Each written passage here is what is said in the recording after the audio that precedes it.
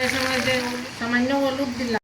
নমস্কার বন্ধুরা, আমি রুমা কিচেনে আপনাদের সবাইকে স্বাগতম। বন্ধুরা, আজকে আমি একটা নতুন রেসিপি নিয়ে হাজির হইলাম। রেসিপিটি আজকে মনে করেন যে আজকে আমরা সপ্তাহে একদিন নিরামিষ খাই। আজকে রবিবার প্রতি রবিবারে আমরা নিরামিষ খাই।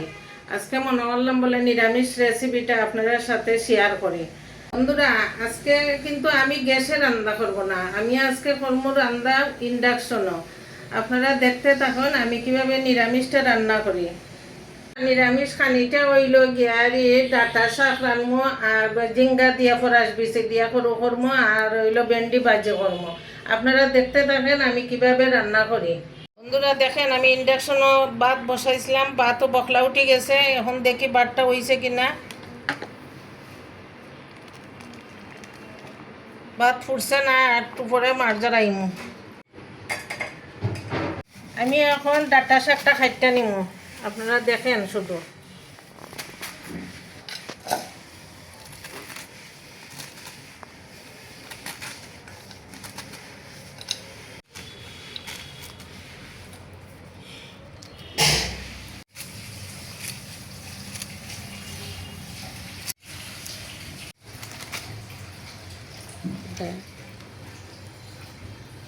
বন্ধুরা, আপনারা মনে করতে পারেন ডাটা শাক এখন খাওয়া যায় কিনা, কিন্তু যে সুন্দর শাক ওগুলা ফালাইবার ইচ্ছা করছে না, তাই খাটলাম শাক রান্না করার জন্য।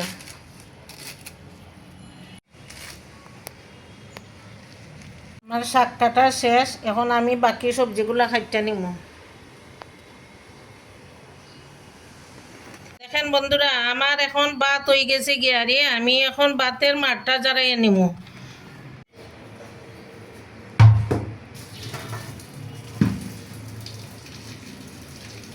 বন্ধুরা দেখেন, আমি ড্রেসগুলা সুন্দর করিয়া দইয়া আনছি। দইয়া আনার পরে দিয়ারি এখন খাইটা নিব।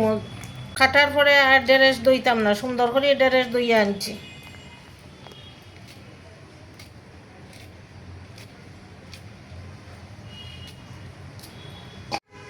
আমার সব ড্রেস কাটা শেষ, এখন আমি জিঙ্গা কাটমু। আমার সব সবজি কাটা শেষ, জিঙ্গা কাটা শেষ, কাঁচামরিচও কাটা শেষ। কাঁচামরিচগুলো বাড়ির থেকে আনছিলাম, দেখুন লাল লাল হয়ে গেছে কাঁচামরিচ। বেগুনও 2টা কাটটা নিলাম, এগুলো সব আপনারা দেখাইলাম না। এখন আমি চুলাই অন করিয়া আমি এখন রান্না বসাইমু। আমার কড়াই গরম হয়ে গেছে, আমি এখন সাদা তেল দিলাম। বেগুনটারে ভাজা নিমু।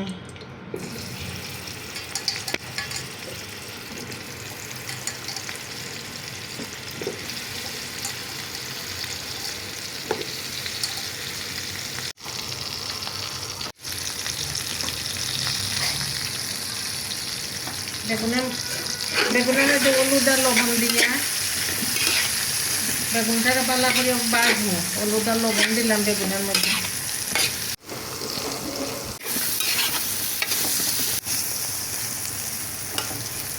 আমার বেগুন ভাজা হয়ে গেছে, আমি এখন কড়াই থেকে নামাই নেব।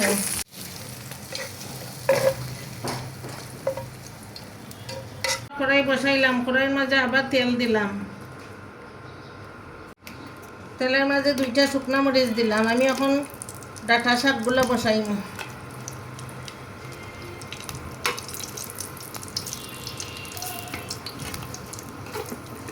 পাঁচফোড়ন দিলাম। আমার মরিচগুলো ভাজা হয়ে গেছে গিয়ারি, পাঁচফোড়ন দিলাম। এখন আমি শাকগুলো দিলাম।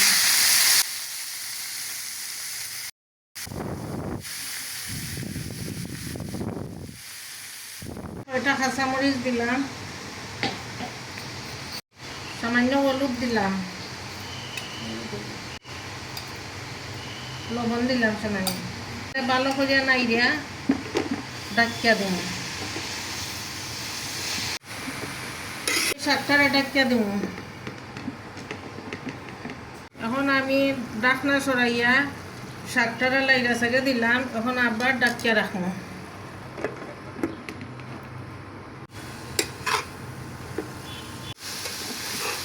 বন্ধুরা দেখেন, আমার শাক ভাজি হয়ে গেছে।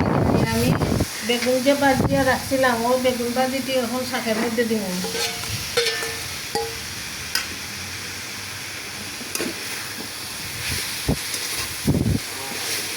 বেগুন ভাজি দিয়া শাকের মাঝে বেগুন ভাজি দিয়া একটু সময় নাড়াচাড়া করবো, তারপরে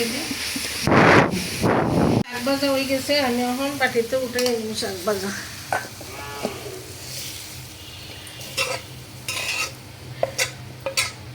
মধ্যে আবার কড়াই বসাইলাম, কড়াইয়ের মাঝে আবার তেল দিলাম।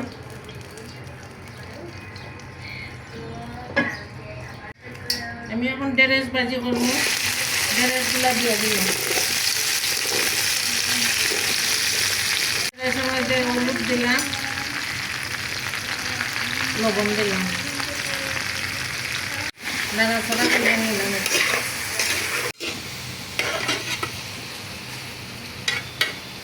বন্ধুরা দেখেন, আমি সব রান্না শেষ করে লাইছি, কিন্তু মধ্যখানে কারেন্ট আসিল নাই। এখন রান্না শেষ করছি। দেখুন আমি কিতা কিতা রান্না। এখানে আছে ফরাস দিয়া, জিঙ্গা দিয়া, এখানে আছে বেগুন দিয়া, ডাঁটা শাক, এখানে আছে ঢেঁড়স ভাজি, এখানে আছে তিলের বড়া করলাম। আপনারা সব কিছু দেখাইতে পারলাম না। যদি এই রান্নাগুলো আপনার ভালো লাগে তাহলে লাইক করবেন, শেয়ার করবেন, কমেন্ট করবেন ও সাবস্ক্রাইব করে আমার পাশে থাকবেন। ভালো থাকবেন, সুস্থ থাকবেন। ধন্যবাদ।